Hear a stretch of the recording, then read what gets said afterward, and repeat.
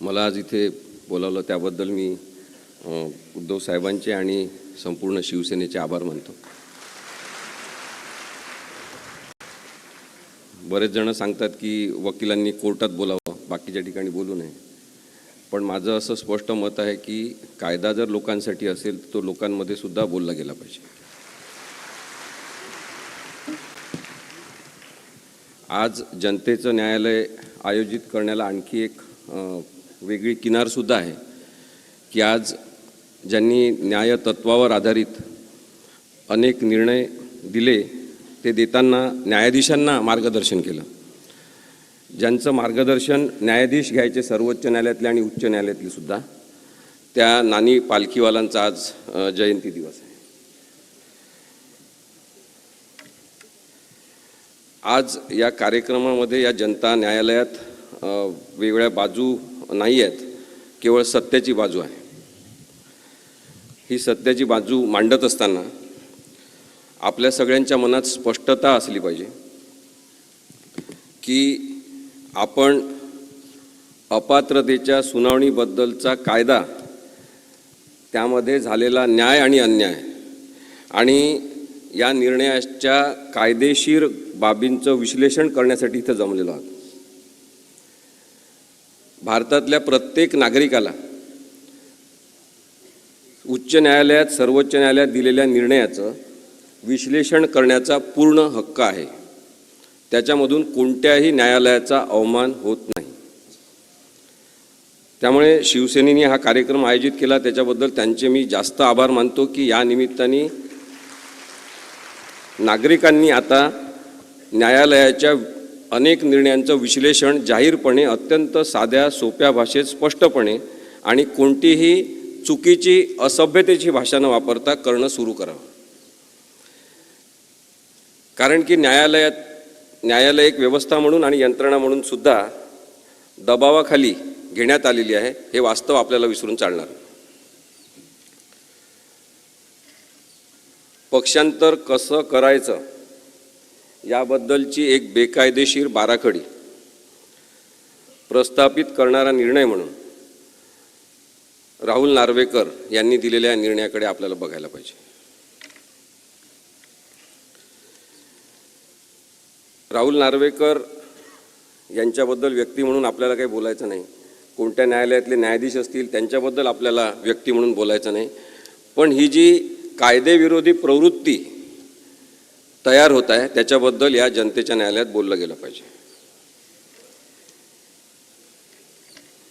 10 जानेवारी 2024चा निर्णय हा लक्षात घेणं, याचं विश्लेषण करणं आणि आणखी आपल्याला सायंटिफिक भाषेत बोलायचं असेल तर चिरफाड या निर्णयाची करणं हे खूप जास्त आवश्यक आहे. कारण की याच्यातून आपल्याला लोकशाही कशी मारली जाते हे सुद्धा दिसू शकणार आहे.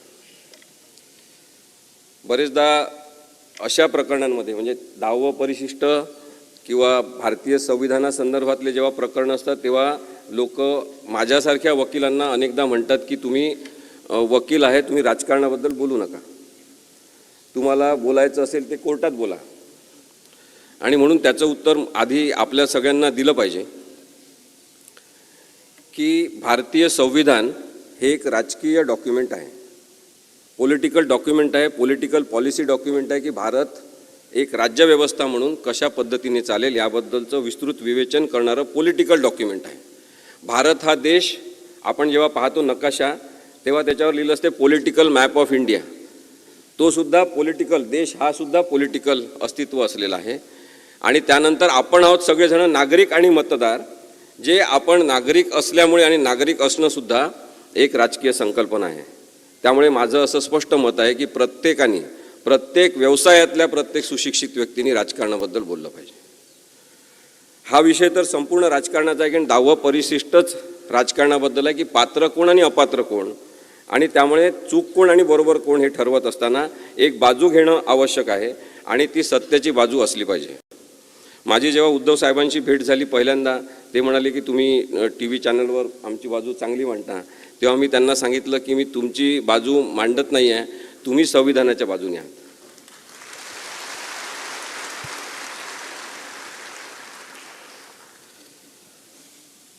पक्षांतर बंदी कायदा हे नाव आहे 10व्या परिशिष्टाचं. कोणीही सामान्य माणूस आज पक्षांतर बंदी कायद्याबद्दल जाणून आहे, त्याला माहिती झालं आहे की पक्षांतर बंदी कायदा काय आहे. आणि त्यासाठी एकनाथ शिंदे, त्यांना फूस लावणारे देवेंद्र फडणवीस, या सगळ्यांचे आपण आभार मानले पाहिजे की कायदेविषयक प्रबोधन एवढ्या मोठ्या प्रमाणात त्यांनी घडवून आणलं. 10व्या परिशिष्टामध्ये पक्षांतर बंदी कायदा जो आहे त्याचं स्पष्ट नाव आहे पक्षांतर बंदी कायदा. पक्षांतर सोप्या पद्धतीने करण्यासाठीचा कायदा असं काही त्याचं नाव नाही. यामध्ये संविधानिक नैतिकता आणण्याचा जो प्रयत्न राजीव गांधींनी 1985 साली केला की लोक कोणत्याही पक्षातून उठून कधी पण कोणत्या पक्षात जात होते, त्यामुळे अस्थैर्य निर्माण होत होतं. आणि राजकीय अस्थैर्य निर्माण होऊ नये आणि राजकीय पक्ष चालवणाऱ्या लोकांना सतत वॉचमनची भूमिका करावं लागू नये, विश्वासार्हता असली पाहिजे, प्रामाणिकता असली पाहिजे, आपल्या पक्षाची एकनिष्ठा असली पाहिजे, ज्याच्यामुळे तो एक कमी महत्त्वाचा असलेला विषय बाजूला राहील आणि महत्त्वाचा विषय म्हणजे राज्य प्रशासन ते चांगल्या प्रकारे चालवता येईल. या उद्देशाने पक्षांतर बंदी कायदा 1985 साली अस्तित्वात आला. त्याच्यामधलं परिच्छेद 1B, 1A, 1B हे दोन अत्यंत महत्त्वाचे आहे. 1B मध्ये सांगितलेलं आहे की लेजिस्लेचर पार्टी म्हणजे काय. लेजिस्लेचर पार्टी म्हणजे विधिमंडळ पक्ष म्हणजे काय.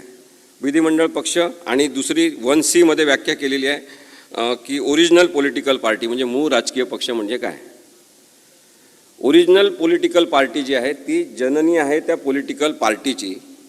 सगळेजण जे अस्तित्वात असतात ते त्या राजकीय पक्षाचे सदस्य असतात. आणि लेजिस्लेचर पार्टी जी आहे विधिमंडळ पक्ष, आमदारांनी निवडून आल्यावर तयार झालेला विधिमंडळ पक्ष असतो. विधिमंडळ पक्षाचं आयुष्य हे 5 वर्षाचं असते, कारण की 5 वर्षानंतर ते लोक बदलतील, काही जण पुन्हा निवडून येतील, पण नवीन विधिमंडळ पक्ष तयार होईल. त्यामुळे विधिमंडळ पक्ष ही अस्थायी स्वरूपाची व्यवस्था आहे आणि म्हणून कायद्यामध्ये विधिमंडळ पक्षाला महत्त्व नाही. जो मूळ राजकीय पक्ष आहे त्याला महत्त्व आहे. आपल्या बाबतीत पाहायचं असेल तर मूळ राजकीय पक्ष शिवसेना आहे, बाळासाहेब ठाकरेंनी स्थापन केलेला आहे, त्यांच्या सहीने रजिस्ट्रेशन झालेलं आहे. आणि त्यामुळे मूळ राजकीय पक्ष हा पक्ष चालवेल.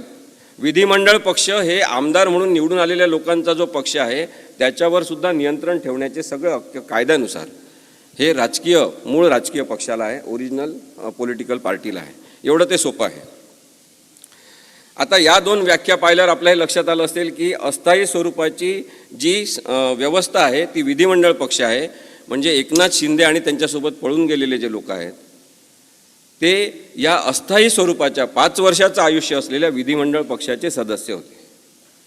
काही जण अर्थात त्याचे राजकीय पक्षाचे सुद्धा सदस्य असतील, पण ते विधिमंडळ पक्ष म्हणून तेवढंच महत्त्व आहे जेवढं कायद्यामध्ये सांगितलेलं आहे.